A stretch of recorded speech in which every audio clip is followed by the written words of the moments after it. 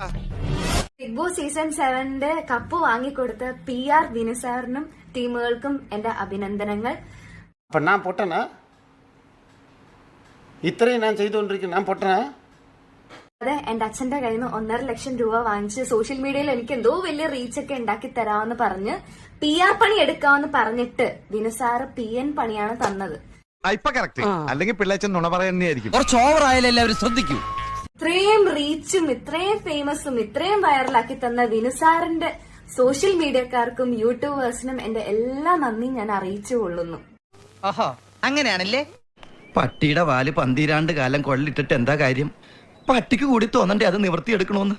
Season 5 വിനുസാർ PR പണിയെ എടുത്ത് വിജയിപ്പിച്ച അഖിൽ മാരാരനോട്, അണ്ണാവെ പറ്റി പറഞ്ഞ, അതായത് റീഎൻട്രിക്ക് കയറിയ സമയത്ത് വിന്നറിനെ മോട്ടിവേറ്റ് ചെയ്യണമായിരുന്നു. പക്ഷെ ഞാൻ മോട്ടിവേറ്റ് അല്ലല്ലോ ചെയ്തത്, അതിന് പകരം ഞാൻ കപ്പ് വാങ്ങിച്ചു കൊടുത്തല്ലോ. ഒരു കയറുണ്ടായിരുന്നെങ്കിൽ ഞാൻ ഇപ്പൊ തന്നെ കെട്ടുന്നെങ്കിൽ ചത്തേനെ. വിനുസാറും പിന്നെ വിന്നറിന്റെ ഫാൻസ് എല്ലാം കൂടിയാ പറയുന്നത്. അതറിഞ്ഞാലും ഒത്തിരി സന്തോഷമുണ്ട്. എന്തായാലും വിന്നർക്ക് ഞാൻ കാരണം കപ്പ് കിട്ടിയല്ലോ.